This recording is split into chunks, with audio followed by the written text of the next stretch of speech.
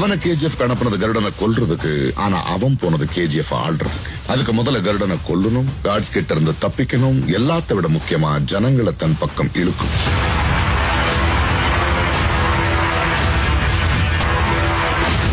அங்க இந்த 3 கைதிகள்ல ஒருத்தனா வந்து எல்லாருக்கும் முன்னாடி கருடனை கொன்னா.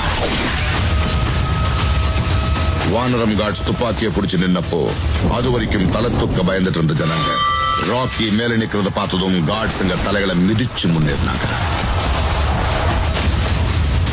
மக்கள் ராக்கிய சுல்தானா ஏத்துக்கிட்டாங்க.